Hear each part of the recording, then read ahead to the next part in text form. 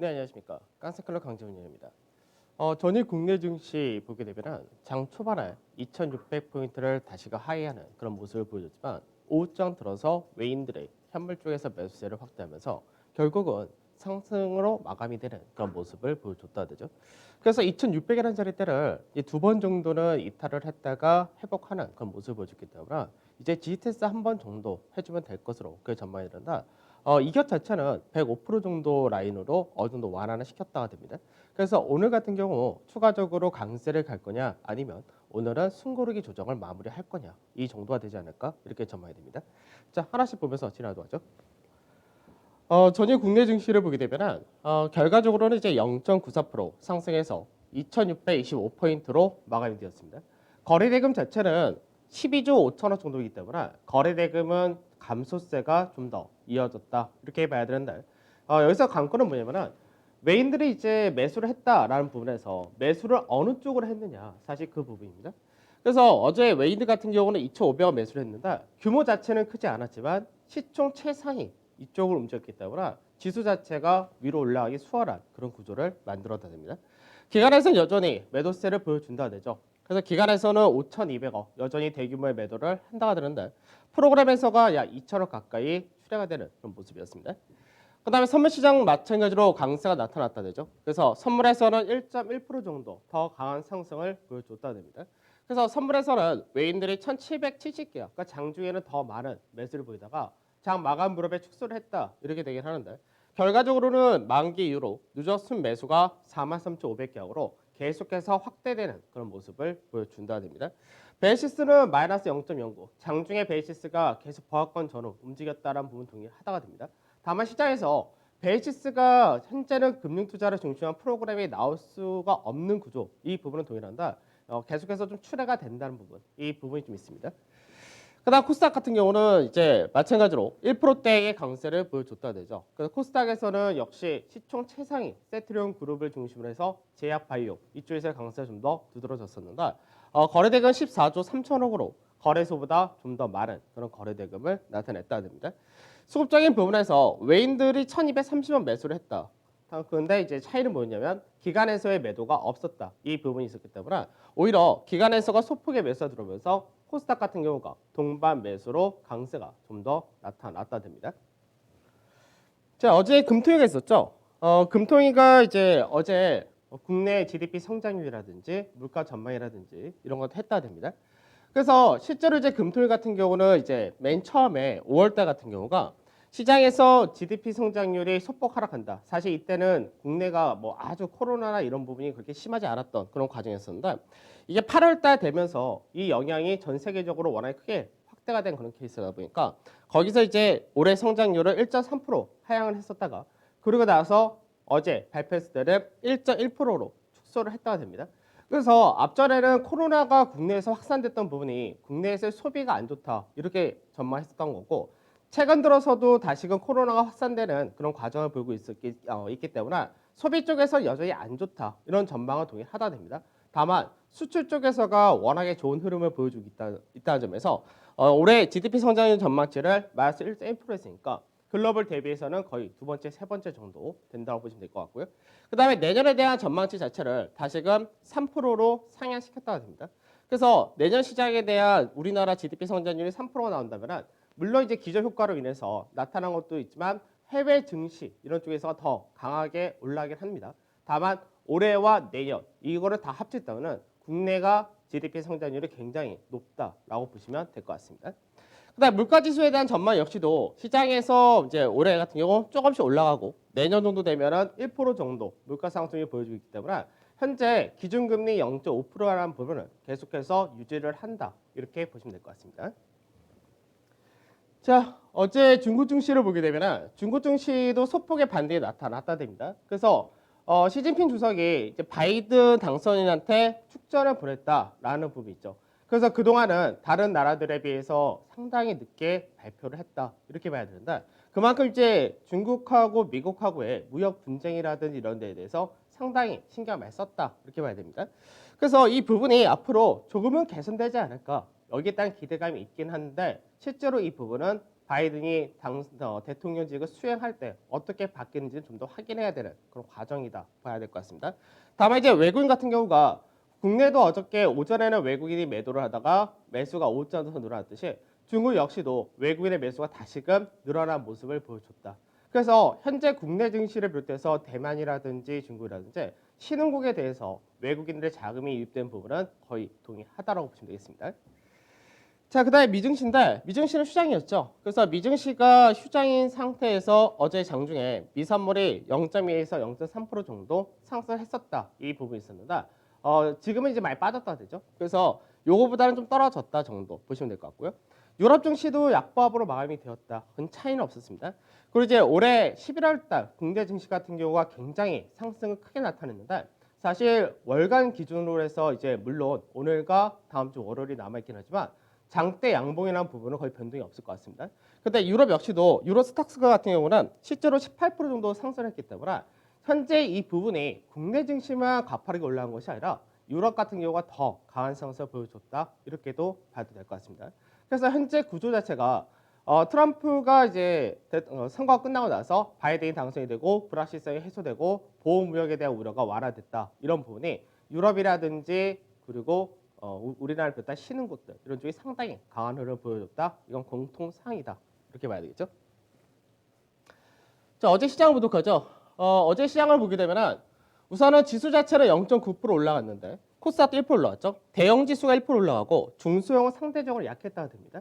그래서 어제 같은 경우는 시총 최상위 이쪽에서가 강세를 보여줬다 그러는데 우선 2차 전지 이쪽에서가 LG화학과 삼성 SDI가 강세를 보였고 거기다 이제 SK이노베이션 역시도 강세를 보이면서 이제 에너지 화학 섹터가 상당히 강한 흐름을 보여줬다 되죠.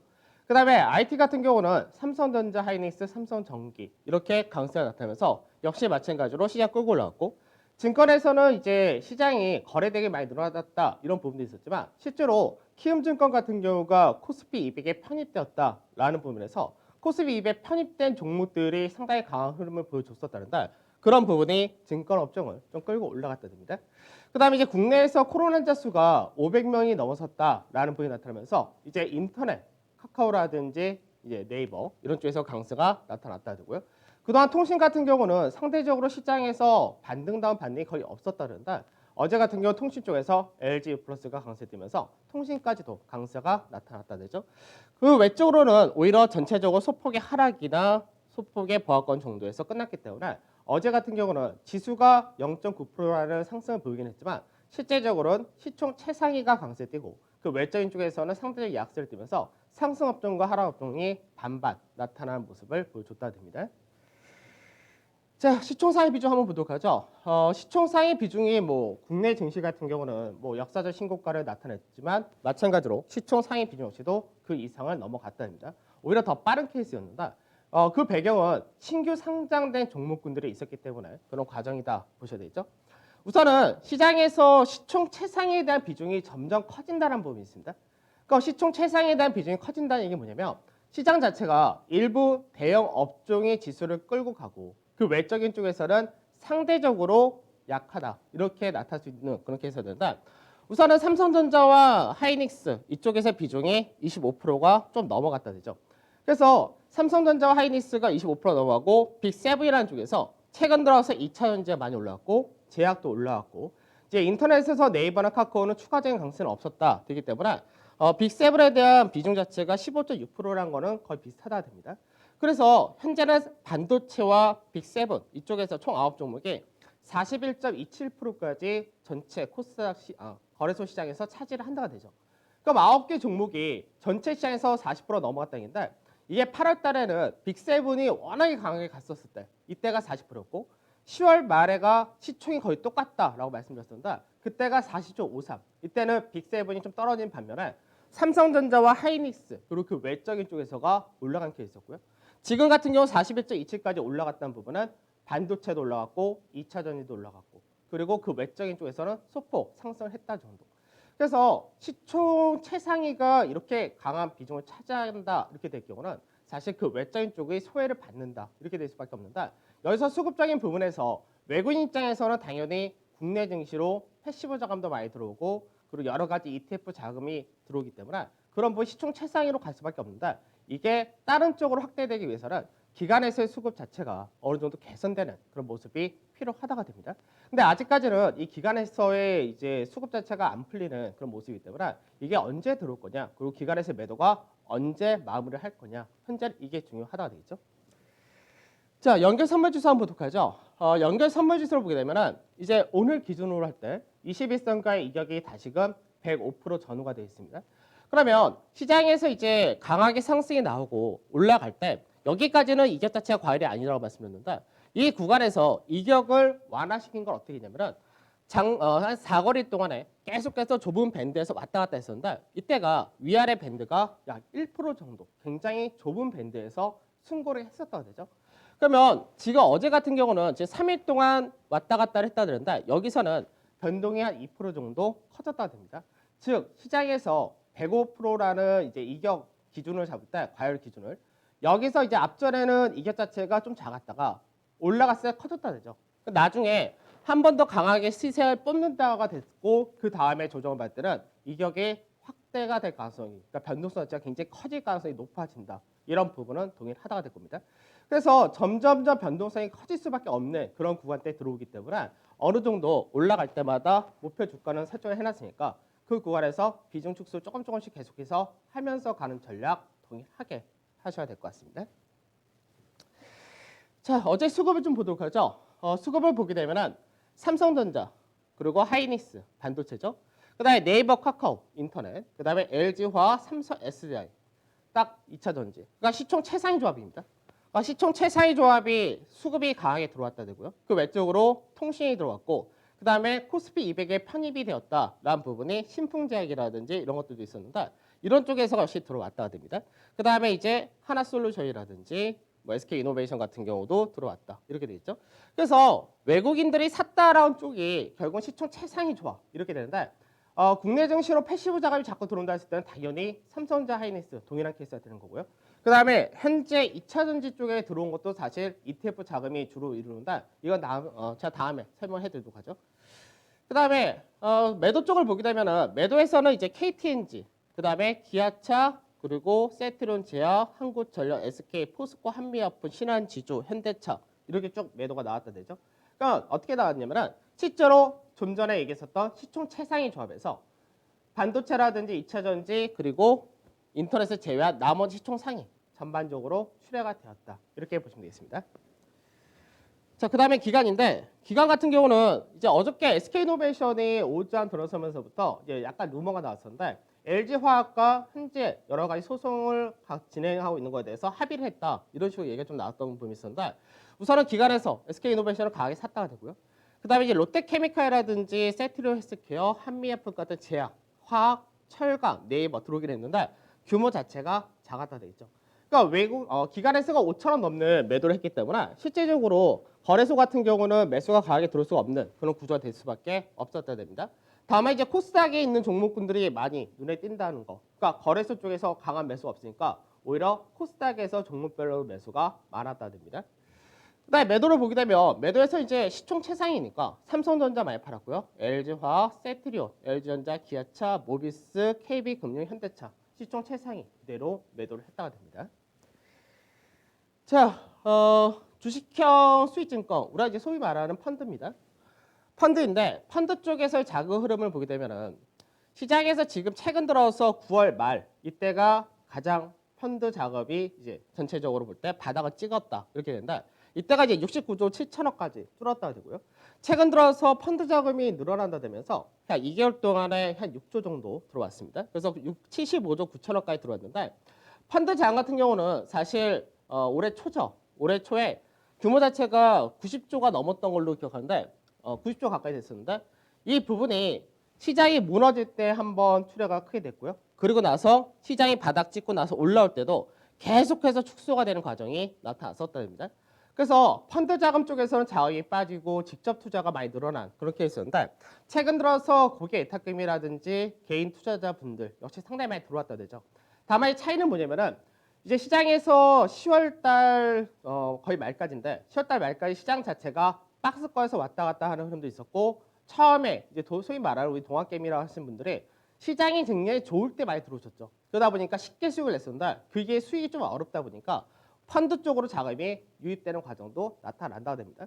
그래서 펀드 쪽에서 자금이 유입되면 이 부분이 실질적으로 기관의 매수를 연결이 돼줘야 되는데 현재는 이 부분이 나타나지 않는다고 되어 있죠. 그래서 어느 정도는 기관에서 현금을 지고 간다 이렇게도 볼 수 있을 것 같습니다. 그래서 현재는 시장에서 연기금 당연히 들어올 수가 없는 구조이기 때문에 들어올 수 있는 구조를 기대할 수 있는 데는 기관에서 투신과 프로그램 연동된 금융투자, 그 배당 투자도 금융투자는 역시 중요하기 때문에 이 두 군데를 기대할 수밖에 없다 하는데 아직까지는 이쪽에서가 매도세가 이어진다 이렇게 되겠죠. 자, 그래서 11월 달 수급을 한번 보게 되면 11월 달에 외국인이 거래소에서 상당히 많이 샀죠. 7조 3천억 샀고요. 선물에서 롤오버한 물량을 빼고도 약 4조를 샀습니다. 그러니까 11조 3천억치 지금 현재 산 모습이기 때문에 외국인들이 현선물에서 굉장히 강하게 매수해서 들어온다가 되죠. 그래서 현재 포지션이 어떤 포석이냐 사실 이게 중요한데 이쪽에서 단기적으로 들어온 물량도 분명히 있을 거고요. 대부분이 중장기로 들어왔다. 이런 관점이 좀 클 텐데 그럼 이쪽에서 언제쯤에 한 번은 차익 실현하는 과정이 필요하다가 될 텐데 그 차익이 어디서 나올 거냐면 선물 쪽에서가 나올 가능성이 높다. 이 부분입니다. 그래서 현재는 선물 쪽에서 외인들이 계속해서 매수를 키워서 가기 때문에 이게 만기까지는 이 흐름을 유지할 가능성이 높다는데 어제도 마찬가지죠. 시장에서 삼성전자를 처음부터 받치고 선물을 매수한다. 그 삼성전자와 선물 조합은 어지간해서 시장이 빠질 수가 없는 조합입니다. 그래서 이 조합을 계속해서 가고 있기 때문에 시장 자체가 조정에 들어온다 하더라도 받치는 쪽이 그렇게 어렵지 않다 이렇게 돼 있죠. 반면에 투신 같은 경우가 현재 1조 1천억 정도 팔았다는데 투신 쪽에서 매도를 보게 되면 투신 쪽에서의 매도가 코스피 200에 대해서 약 8,600억을 팔았다 됩니다. 그러면 투신 쪽에서 종목별로 가장 많이 팔았다 된 거는 삼성전자와 네이버 정도가 한 1,800억, 1,300억 정도 팔았는데 코스피 200을 8,600억 팔았다. 시장 전체를 팔았다는 얘기입니다. 그래서 투신권에서의 매도란 부분이 시장 전체 종목으로 퍼진다. 이렇게 되기 때문에 결국은 시장에서 투신이라든지 연기금이라든지 금융투자의 매도 이 부분이 체감적인 부분에서 시총 최상위를 지고 있으면 수익은 당연히 좋은데 그렇지 않다면 약간 소외받는 분위기를 만든다 되죠.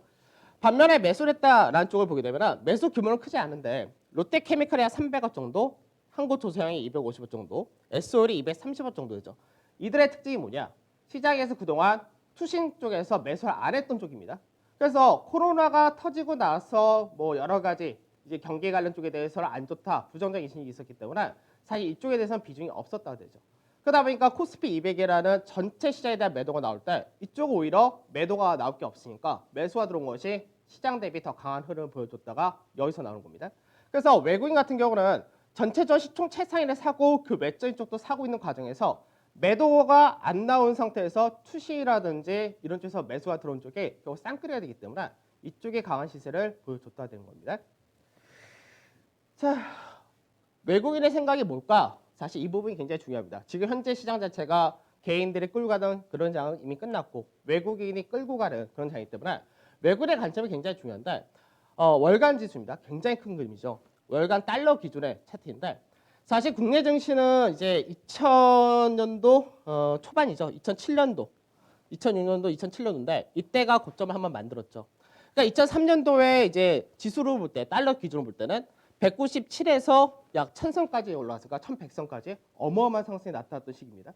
그래서 외국인 기준에서는 이 당시 지수가 지수로만 5배가 넘게 올랐으니까 엄청난 시세가 나왔던 흐름이었었는데 그러고 나서 금융위기 터졌었고요. 그러고 나서 반등했다가 이 과정 때를 왔다 갔다 계속하다가 올해 여기를 한번 왔다 갔죠.